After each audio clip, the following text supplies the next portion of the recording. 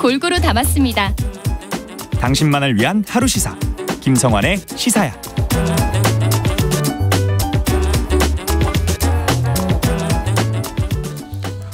자폐 스펙트럼 장애가 있는 주인공이 성장하는 모습을 담은 드라마 이상한 변호사 우영우가 그야말로 열풍입니다. 드라마의 인기로 장애에 대한 사람들의 시선도 달라지고 있다, 이런 긍정적인 해석도 나오고 있지만 현실을 살아가는 장애인들은 조금 다른 얘기를 하고 있습니다. 특히 출근길 지하철 시위를 벌이고 있는 전국 장애인 차별철폐연대는 아직도 시위 현장에서 조롱과 욕설을 마주하고 있다며 만평을 내놓기도 했는데요. 우영우엔 열광하고 장애인 시위는 외면하는 현실에 대해 박경석 대표 연결해서 얘기 나눠보도록 하겠습니다. 대표님 안녕하십니까? 네, 안녕하십니까? 요즘 이상한 변호사 우영우가 인기인데요. 대표님도 혹시 보셨어요? 예. 다 보지는 못했고 일부 좀 봤습니다. 일단 장애를 가진 주인공이 성장해 나가는 내용을 담은 드라마가 나왔고 그게 또 열풍이라는 것 자체. 예. 이건 좀 어떻게 보세요? 긍정적으로 느껴지시는 측면이 있으세요? 그럼요. 당연히 긍정적이고요. 네. 어떤 서로가 바라보는 관점과 그리고 또 시각들은 좀 차이가 있지만은 장애를 주제로 해서 이 사회 속에서 이야기된다는 그 자체가 매우 중요하다라고 생각합니다. 장애인에 대한 우리 사회의 어떤 선입견이 금방 바뀌지는 않겠지만 이런 드라마를 통해서 조금은 좀 바뀌어가지 않겠는가 하는 기대도 좀 하셨을 것 같거든요. 그럼요. 당연히 기대도 있고요. 그리고 장애에 대한 편견, 어떤 차별 이런 문제가 한 번에 다 바뀌지는 않겠죠. 이러한 과정들을 통해서 조금씩 변화할 거라고 기대합니다. 네, 드라마가 방영된 이후에 장애인을 대하는 사람들의 시선이나 태도에 조금 변화가 있습니까? 일단은 우영우에 대한 드라마에 대해서 언론의 언급들이 많이 있지 않습니까? 예. 그것들을 통해서 서로가 질문하게 되고 그리고 또 관심을 가진다는 그 자체가 매우 큰 시선의 변화라고 생각하고요. 이것이 어떤 같이 일상 속에서 같이 나누어지기를 바랄 뿐입니다. 네, 지금 굉장히 긍정적으로 네. 이 대표님이 생각하시기엔 그동안에 이제 여러 가지 편견이나 차별적 인식들이 많이 느껴졌기 때문에 이번 네. 드라마를 통해서 좀 변화하는 면들을 좀 긍정적으로 평가해 주신 측면이 있는 것 같은데요. 네네. 반대로 좀 차가운 시선을 보내는 사람도 있어요. 네. 좀 장애인 문제를 제대로 다루고 있는 거냐. 이런 지적에 대해서는 어떻게 보십니까? 물론 그런 시각도 있을 수 있다라고 생각합니다. 그리고 또 변호사라는 이러한 특정 직업에 대해서 일부 이런 이야기가 있을 수 있으나 그렇지만은 그것들을 통해서 또 소외받고 있는 사람들이 있다라는 것 자체가 또 언급될 수 있는 거 아닙니까? 그래서 저는 서로 좀 종합적으로 판단해야 될 필요가 있다라고 생각합니다. 네. 이제 그 전장형 시위에 대해서 얘기를 좀 했으면 좋겠는데요. 네네. 지난해 12월부터 지하철 시위를 진행하고 있잖아요. 오늘도 혹시 네네. 하셨습니까? 예. 오늘로 벌써 77일째 삭발하면서 하고 있고요. 출근길에 지하철 탑니다라는 이런 행사는 벌써 33번째 저희가 지하철을 탔습니다. 계속 지하철 내에서 선전전하면서 장애인 권리 예산을 제대로 보장하고 그리고 장애인의 권리가 법에 의해서 제대로 지켜지기를 촉구하고 있습니다. 근데 적지 않은 분들이 아마 그런 생각하실 거예요. 지하철 시위하고 그다음에 인수위에서 같이 이제 만남을 갖기도 하지 않았습니까? 네네. 그다음에 정부가 과연 아무것도 개선하려고 하는 노력을 하지 않은 것이냐. 네네. 이전에 요구했던 걸 그대로 지금도 요구하는 거냐. 어떤 변화가 있는 건가 궁금하실 것 같거든요. 네네. 지금까지는 윤석열 정부가 이제 시작하고 마찬가지로 저희가 21년째 저희가 장애인 이동권을 포함해서 장애인들의 권리를 요구하고 있는 측면에서 본다면 계속 똑같은 대답이에요. 검토하고 있다, 노력하겠다라고 하고 있습니다. 어떤 정부가 어떤 장애인들의 이러한 문제에 대해서 검토하고 노력하지 않겠다라는 정권은 없었거든요. 그렇지만은 실질적으로 장애인들이 기본적인 시민의 권리를 보장받기 위한 이런 조치에 대해서는 매우 미흡하다라고 생각했기 때문에 저희가 지속적으로 이렇게 행동하고 있고 지하철에서 선전하고 있습니다. 혹시 지금 그 시위하시고 있는 내용에 대해서 좀 오해하시는 분들도 있을 수 있을 것 같은데요. 네네. 전장련에서 어떤 걸 정부에 요구하고 있습니까? 저희가 이동할 권리를 보장해 주십시오라고 이야기하고 있습니다. 그거는 2001년도에 오이도역에서 장애인이 리프트를 타다가 떨어져 죽고 난 뒤에 저상버스 도입, 그리고 특별교통수단 운영, 그리고 또 이제 지하철에 엘리베이터 설치 등을 요구하면서 대중교통을 안전하고 편리하게 이동할 수 있도록 해달라라는 것이고요. 그것은 이미 2005년도에 법이 명시된 이후에 국가계획을 스스로 수립했지만은 국가계획조차도 지키지 않은 것이 지금까지 현실입니다.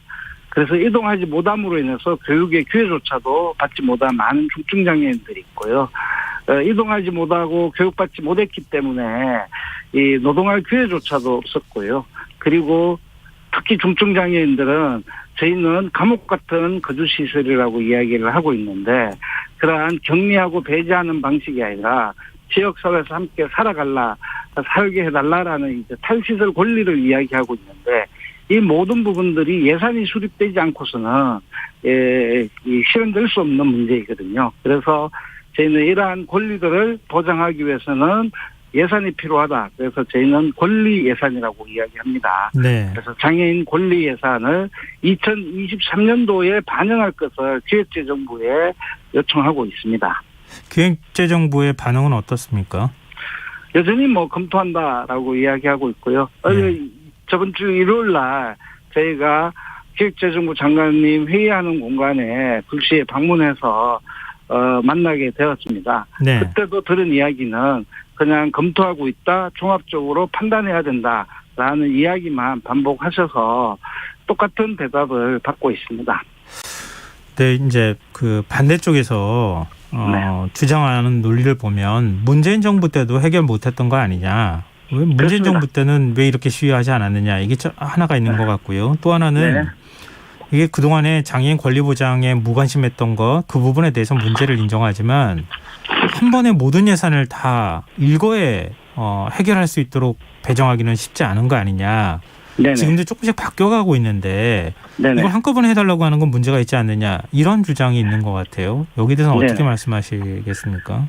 일단은 저희가 2001년도부터 장애인들의 이동할 권리를 보장할 것을 촉구했는데 그때는 김대중 정권 때부터였습니다. 네. 그때는 지하철로도 내려가고 똑같이 지하철을 탔었고요. 버스도 멈추고 했었습니다. 그것은 문재인 정부 때는 하지 않고 윤석열 정부 때만 한다라는 것은 객관적인 사실을 갖다가 왜곡한 겁니다. 그래서 그거는 갈라치고 있는 현실의 문제고요. 네. 그리고 저희가 지금 주장한 거는 한꺼번에 해달라는 이야기가 아닙니다. 21년을 외쳤다라는 것은 단계적이라도 그 계획을 발표해달라고 했던 것이고요. 그런데 국가는 그 계획을 발표를 합니다.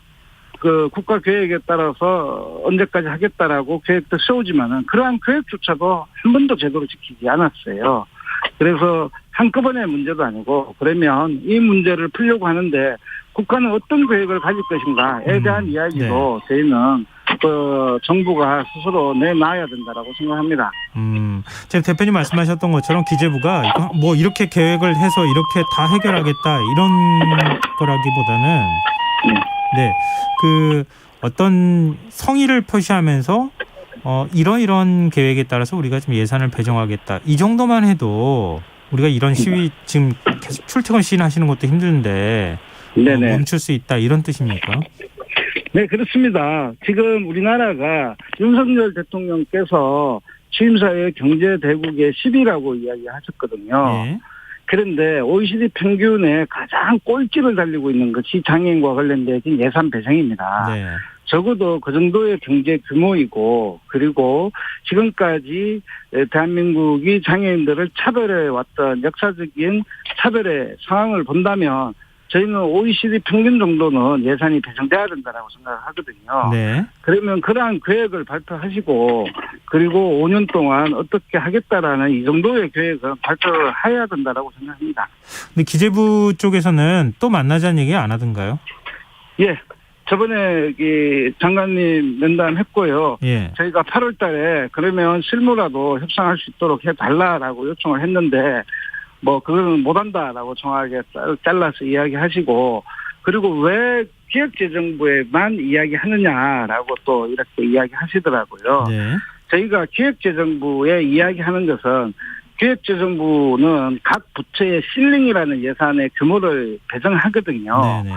그러면 그 부처 내에서 그 예산을 조정해서 올려야 된다라는 이야기를 하는데 그 실링 자체가 장애인들의 권리를 보장할 정도의 그러한 예산이 아니거든요. 네. 그래서 또 그 부처 내에서도 또 밀리고 그래서 좀 더 장애인들의 기본적인 권리입니다. 시민권이라고 저희가 이야기하는데요. 그것을 0의 수준이라고 이야기한다면 마이너스 수준에 있는 이 예산을 0의 수준은 올려놓고 그다음에 각 부처에 이야기해야 된다.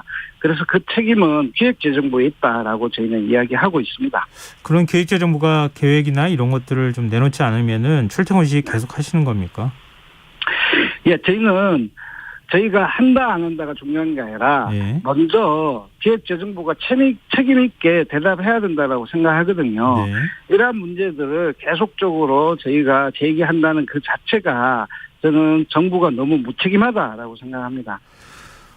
지금 전 장관이 시위 도중 불법 위법 행위를 한 혐의로 수사를 받고 계시잖아요. 경찰서 네, 그렇습니다. 출석을 일단 거부를 하신 것으로 알고 있고 여러 경찰서로 지금 분산이 돼서 지금 그 관계자들이 조사를 받아야 되는 상황인데 일단 네. 경찰 쪽에서는 엘리베이터가 설치된 남대문 경찰서에서 한꺼번에 다 이제 조사를 받을 수 있도록 해주겠다 이렇게 얘기를 하고 있거든요. 네네. 그러면 조사에 응하실 계획이십니까? 먼저 김광호 서울경찰청장님께서 취임하시면서 저희들에게 지구 끝까지 찾아와서 사법 대응을 하겠다, 엄정 처벌을 하겠다라고 이렇게 법과 원칙을 이야기를 하셨어요. 네. 그래서 처음에는 6개, 서울시내 6개 경찰서에서 저희를 출석 요구서를 보냈습니다. 그래서 확인해보니 6개 경찰서 중에 해화경찰서, 종로경찰서, 용성경찰서는 98년도에 제정된 장애인 편의정진법을 24년 동안 지키지 않았더라고요. 네. 그래서 장애인 편의정진법부터 장애인들에게 정당하게 국가가 특히 공공기관이 제공해야 될 편의시설을 제공해라라고 저희는 요청을 했고요. 그랬더니 이제 6개 경찰서를 이제 하나로 다 모았던 것이 이제 남대문 경찰서로 오라는 출석 요구를 받았습니다. 네. 이거는 본질적인 문제를 벗어나서 굉장히 꼼수로 이 문제를 처리하려고 하고 있는 것에 대해서 정말 저희는 유감을 표명하면서 정말 이 문제가 무슨 문제인지를 왜 24년 동안 국가가 특히 공공기관이 경찰서가 장애인들의 이러한 접근권조차도 보장하지 않는 문제가 왜 문제가 되는지에 대해서 좀 깊게 반성하고 좀 그 반성에 대해서 좀 계획을 세워줄 것을 촉구하고 있습니다. 네, 알겠습니다. 지금 이상한 변호사 우영우에 대한 열풍 이후에 아까 긍정적으로 평가해 주셨는데요. 장애에 대한 우리 사회의 인식도 좀 같이 개선됐으면 좋겠다. 말씀 듣다 네네. 보니까 그런 생각이 드네요. 오늘 인터뷰 네네. 응해 주셔서 정말 고맙습니다. 네, 고맙습니다. 네, 지금까지 박경석 전국장애인 차별철폐연대 대표였습니다.